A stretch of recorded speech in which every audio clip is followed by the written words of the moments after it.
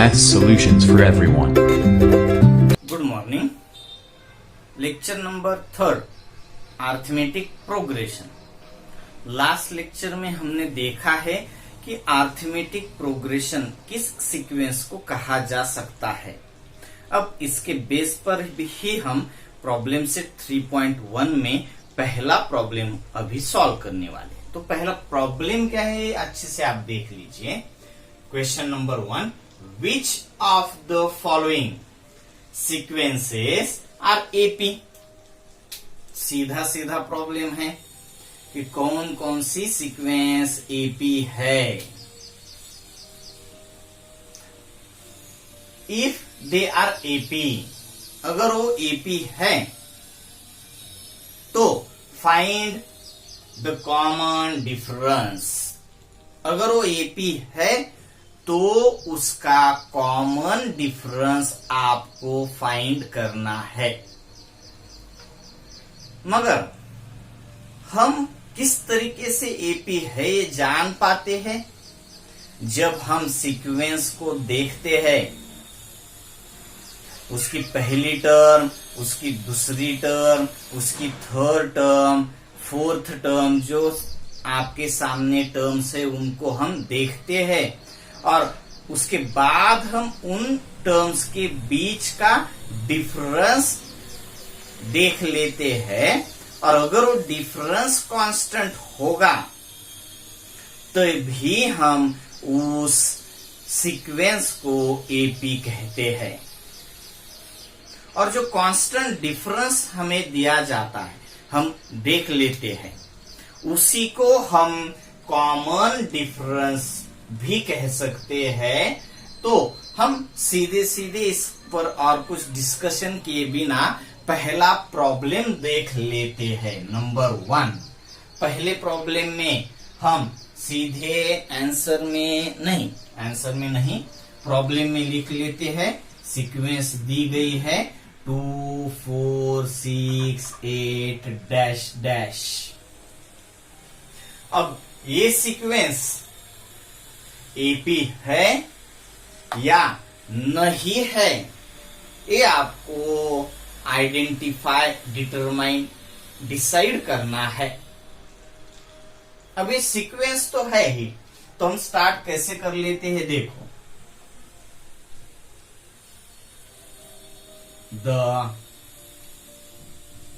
Given sequence is 2 4 6 8, ठीक है।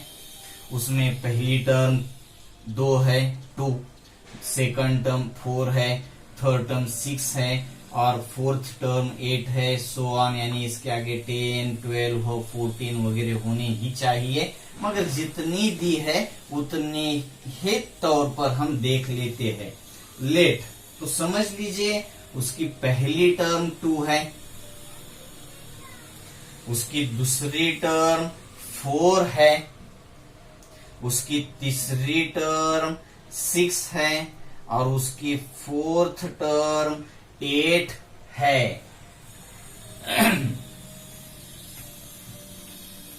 पहली 2, दूसरी 4, थर्ड टर्म 6, फोर्थ टर्म 8। हमने T1, T2, T3, T4 suppose कर ली है। अब आपको देखना है कि कॉन्सिक्यूटिव 2 टर्म के बीच का डिफरेंस अगर कांस्टेंट होगा तभी आप कह पाएंगे कि दी गई हुई सीक्वेंस अरिथमेटिक प्रोग्रेशन है। तो आपको पहले डिफरेंस, उनके 2 टर्म के बीच का डिफरेंस, हर 2 टर्म के बीच का डिफरेंस फाइंड करना होगा। तो हम फाइंड करेंगे।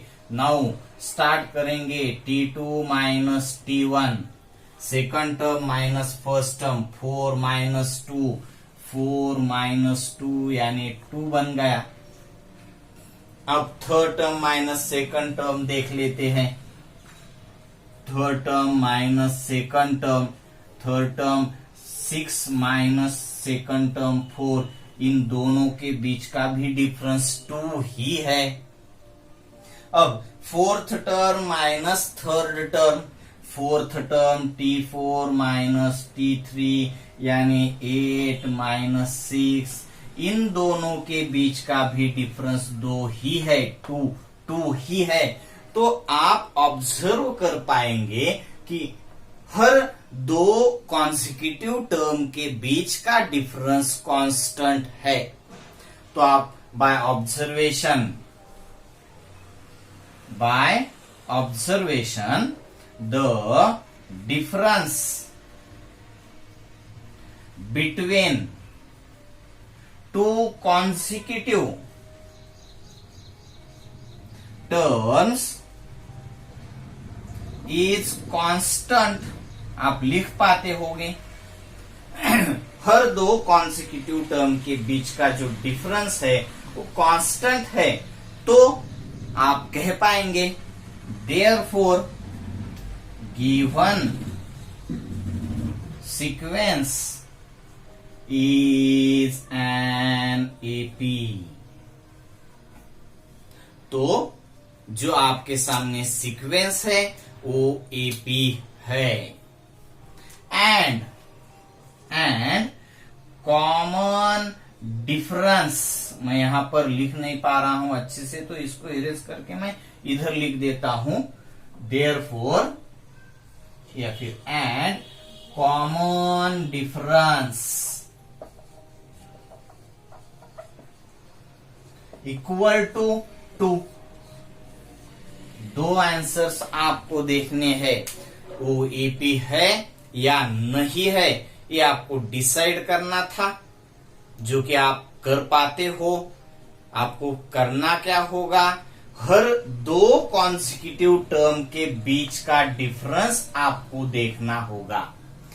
T2 माइनस T1, अब आप देख लीजिए अच्छे से, T1 माइनस T2 नहीं किया है मैंने, second term minus first term किया है, और हर बार मैं वैसे ही करूंगा। Third term minus second term, fourth term minus third term, इसी तरीके से आपको भी करना है। अब तभी इन दोनों के बीच का डिफरेंस अगर कांस्टेंट आता है, तभी आप कह पाएंगे given sequence is an AP. और अगर वो एपी है तो आपको कॉमन डिफरेंस फाइंड करना होगा। और आपको अच्छे से मालूम है कि जो कांस्टेंट डिफरेंस, जो कांस्टेंट है, वही होगा आपका इस एपी के लिए कॉमन डिफरेंस। सिंपल है, आप कर पाएंगे। अब हम इसी में सेकंड प्रॉब्लम की तरफ जाते हैं। सेकंड यानी फर्स्ट में सेकंड, क्वेश्चन फर्स्ट, इसमें दूसरी सीक्वेंस देख लेंगे जो आपको डिसाइड करना पड़ेगा कि एपी है या नहीं है। इसी में सेकंड सीक्वेंस आपके सामने, तो मैं सीधे अब आंसर में लिख देता हूं, द गिवन सीक्वेंस इज, कहां से स्टार्ट है, हाँ 2, 5/2, 3, 7/2, डैश डैश, ये तो हो गई आपकी सीक्वेंस। लेट सपोज कर लेते हैं पहली टर्म 2 है, T2 यानी सेकंड टर्म 5/2 है, थर्ड टर्म T3 3 है, और फोर्थ टर्म भी है हमारे पास 7/2। फर्स्ट टर्म 2, सेकंड 5/2, थर्ड 3 और फोर्थ टर्म 7/2। अब इस सीक्वेंस को आप एपी कह पाएंगे या नहीं कह पाएंगे, इसके लिए भी आपको हर दो कॉन्सिक्यूटिव टर्म्स के बीच का डिफरेंस देखना पड़ेगा। और अगर वो डिफरेंस कांस्टेंट आता है तो ही तो ही, हाँ सही बात है, तो ही आप उसको एपी कह सकते हो। तो हम स्टार्ट करते हैं कहां से, डिफरेंस फाइंड करने से। Now T2 second term minus T1 first term, second term 5/2 minus first term 2, 5/2 minus 2, आपको इसका डिफरेंस आना ही चाहिए। 5/2 माइनस 2 तो क्रॉस मल्टीप्लीकेशन होगा, 2 2 4, 5 माइनस 4 1/2, या फिर आप कह पाते हो, देख पाते हो तो ये 2.5 है, 5 का हाफ यानी 2.5 होगा। 2.5 म्हणजे ढाई, ढाई यानी 2 और हाफ, 2 और हाफ में से 2 आपने निकाल दिया तो हाफ ही बचता है, आधा ही बचता है। आप किसी तरीके से भी कर पाएंगे तो भी कोई दिक्कत नहीं। 2 2 4, 5 माइनस 4 1, 1 डिवाइडेड बाय 2, यानी सेकंड टर्म और फर्स्ट टर्म इन दोनों के बीच का डिफरेंस 1/2 है। अब दूसरा डिफरेंस आपको देखना होगा थर्ड टर्म और सेकंड टर्म के बीच का, तो देख लीजिए उसको भी आप। T3 माइनस T2 यानी 3 माइनस 5/2, इसको भी आप अगर देख पाते हो तो 3 माइनस 5/2, 2 3 6, 6 माइनस 5 1/2 ही बचता है। अब इसको आप अच्छे से देख पाएंगे तो ये 3 है और ये 2.5 है, यानी 2 और आधा। अब 3 में से 2.5 निकाल देने के बाद आधा ही बचता है, तो इसका भी डिफरेंस यानी थर्ड टर्म और सेकंड टर्म में के बीच का भी डिफरेंस 1/2 ही है। पहला और दूसरा डिस्टेंस तो कांस्टेंट है, मगर इन दोनों से ही आप नहीं डिसाइड करेंगे। जितनी टर्म्स है वहां तक आगे जाएंगे और वहां लास्ट में आप सभी का डिफरेंस देखकर ही डिसाइड करेंगे कि एपी है या नहीं है, क्योंकि पहला डिफरेंस दूसरा तीसरा भी शायद हो सकता है, मगर चौथा अलग आ जाए तो भी आप उसको एपी नहीं कह पाएंगे। अब आपको देखना है fourth term minus third term, fourth term T4 minus third term T3 equal to 7/2 minus 3। अब आप देख पाते हो 7/2 यानी 3 और आधा, 7 का हाफ, 7 का हाफ, 7 का आधा। 7 का आधा कितना बनता है तो 3.5 बनता है। 3.5, उसमें से 3 निकाल देने के बाद आधा ही बचता है। तो इसका भी अगर आप इस तरीके से देख पाएंगे तो 7 माइनस 3 2 6, 7 माइनस 6 1/2 ही बचेगा। आप किसी भी तरीके से कर लीजिए, सिर्फ सही करना है आपको, ये अच्छे से याद रखिए। तरीका आपका कौन सा भी हो जाए मगर सही होना चाहिए। तो आप देख पाते हो तो पहला डिफरेंस पहले 2 टर्म के बीच का, दूसरे 2 टर्म के बीच का और तीसरे 2 टर्म के बीच का डिफरेंस, ये तीनों भी डिफरेंस कांस्टेंट एक ही है। तो आप कह पाएंगे here the difference between 2 consecutive terms is constant। 2 consecutive terms के बीच का जो डिफरेंस है वो कांस्टेंट है। therefore आप कह पाएंगे given sequence is an AP। तो दी गई हुई सीक्वेंस जो है वो एपी है। ठीक है, ये तो आपको कुछ दिक्कत वाली बात भी नहीं है इसमें। और अगर एपी है तो आप कुछ दिक्कत वाली बात भी नहीं है इसमें। और अगर एपी है तो आपको फाइंड करना है उसका कॉमन डिफरेंस, और जो आप कांस्टेंट डिफरेंस देख रहे हो उसी को आप कॉमन डिफरेंस कह सकते हो। देयरफॉर कॉमन डिफरेंस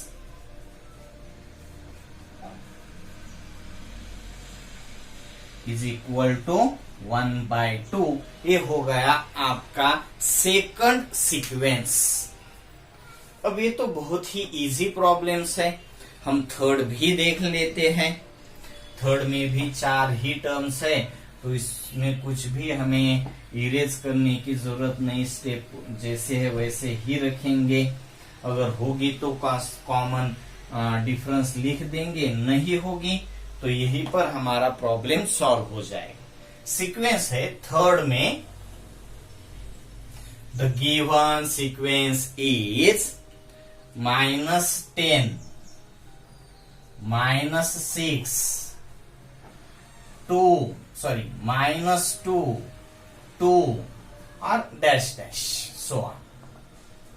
तो पहली टर्म आपकी है -10, यहाँ पे एक बार हम अच्छे से देख लेते हैं, सही टर्म्स है। हाँ, -10, second term -6, -2, 4 and so on. तो पहली टर्म T1 -10, T2 -6, T3 सही बात है -2। मैं जैसे बोलता हूं वैसे आप देखते जाइए, दिल ही दिल में बोलते भी जाइए। Fourth term 2। अब ये 4 टर्म्स है, उनके 2 कॉन्सिक्यूटिव टर्म्स के बीच का डिफरेंस आपको देखना पड़ेगा। अगर वो डिफरेंस कांस्टेंट होगा तभी इस सीक्वेंस को आप एपी कह पाएंगे। तो T2 -T1, T2 है आपका -6, देख लीजिए अच्छे से, और second term minus first term -10, तो आपको इसको -10 को ब्रैकेट में रखना ही पड़ेगा। Minus minus 2 terms minus minus plus हो जाएंगे, यानी -6 + 10, और इसका डिफरेंस मैं आगे लिख देता हूं। और वो डिफरेंस बनेगा क्या, दोनों का एडिशन तो नहीं होगा, क्योंकि दोनों के साइंस जो है वो अलग अलग है। और आपको मालूम है अगर 2 नंबर्स के साइंस अलग होंगे तो उन दोनों का एडिशन नहीं सब्सट्रैक्शन कर पाएंगे हम।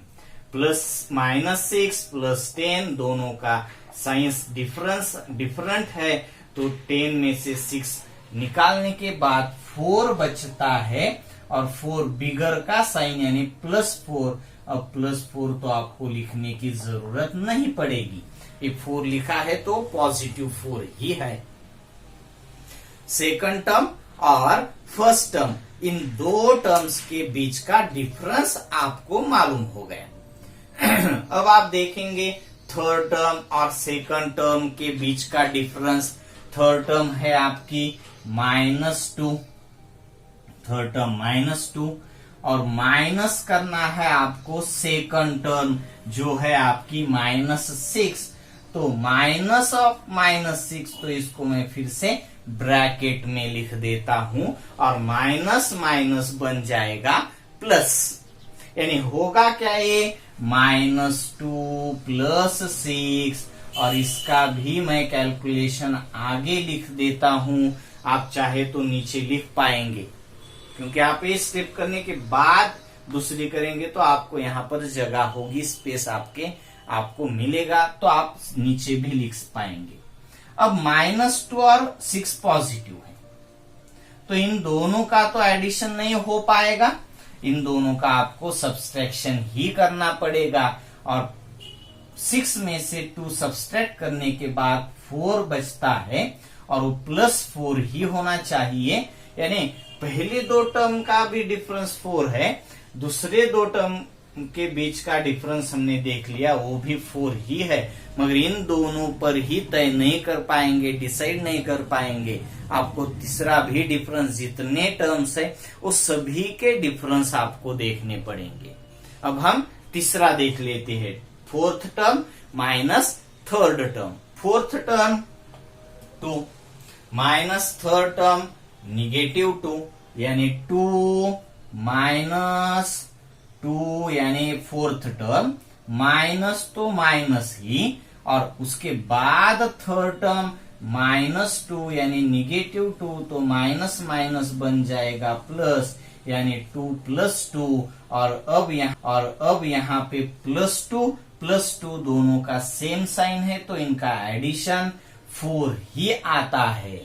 और अब आप डिसाइड कर पाएंगे कि हर दो कॉन्सिक्यूटिव टर्म्स के बीच का डिफरेंस कांस्टेंट है, तो ये भी एपी है। इस सीक्वेंस को भी आप एपी कह पाएंगे।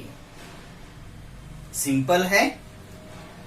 तो क्या होगा, here the difference between 2 consecutive terms is constant,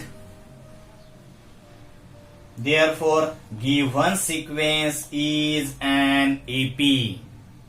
तो ये सीक्वेंस जो आपके सामने है, कौन सी सीक्वेंस, -10, -6, -2, 2 एंड सो ऑन, ये जो सीक्वेंस है वो एपी है। सीक्वेंस तो है, मगर एपी है या नहीं है, इसके लिए आपने कांस्टेंट डिफरेंस आपने देख लिया, और वो डिफरेंस जो है दो टर्म्स के बीच का वो कांस्टेंट है, इसीलिए इस सीक्वेंस को आप एपी कह सकते हो। और हमने यहाँ पर लिख दिया। अब आप कॉमन डिफरेंस भी लिख पाएंगे। जो कांस्टेंट डिफरेंस आपने देख लिया वही है आपका इस सीक्वेंस के लिए कॉमन डिफरेंस।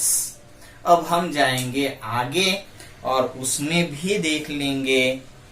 उसमें भी हमें देखना है कि अब यहीं पर इस जो थ्योरी है, जो फिक्स बातें है, उसको तो मैं इरेज नहीं कर रहा हूं। अच्छे से देख लेना है हमें। 0.3 sorry, the given sequence is, fourth problem है ये, 0.3 comma 0.33 comma 0.0333 and so on. तो यहां पर हमारे पास 3 ही टर्म्स है सिर्फ। तो हम T2 minus T1, T3 minus T2 और T4 माइनस T3 करने की हमें जरूरत नहीं पड़ी। फर्स्ट टर्म लिख देंगे 0.3, सेकंड टर्म 0.33, थर्ड टर्म 0.0333। अब आपको देखना है second term minus first term, T2 minus T1, 0.33 minus 0.3, 0.33 minus 0.3। आप कर पाएंगे, इसकी मुझे आपको समझाने की जरूरत नहीं। डेसिमल पॉइंट में अगर आपको सब्सट्रैक्शन करना है या फिर एडिशन करना है तो पॉइंट के नीचे पॉइंट देना ही होगा, और 0.33 में से 0.3 अब इसके नीचे ये आ जाएगा, यहां पर कुछ नहीं है तो 0। अब इनका सब्सट्रैक्शन 3 माइनस 0.3, 0 माइनस 3 माइनस 3 0, 0 0, 0.03 यहाँ पर आपका डिफरेंस बनकर आता है। अगर दूसरा भी डिफरेंस यही होगा तो आप कह पाएंगे, ये तो मुझे कहने की जरूरत नहीं।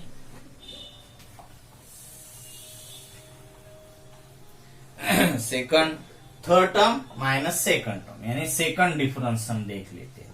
0.0333 माइनस 0.33, तो हम इसका डिफरेंस अगर देख पाते हैं तो आपको मालूम होना चाहिए कि 0.0 है ये और ये 0.3 है, तो ये बड़ा नंबर होगा और ये छोटा होगा, यानी इनका जो डिफरेंस आएगा तो निगेटिव आना चाहिए, क्योंकि हम डिफरेंस करते हैं 2 माइनस 5, तो हम 5 में से 3 निकालते हैं, 5 में से 2 निकालते हैं, 3 बचता है और बिगर का साइन ही हम यूज करते हैं -3, तो यहां पर भी आपको देख लेना है बिगर नंबर 0.33, स्मॉलर नंबर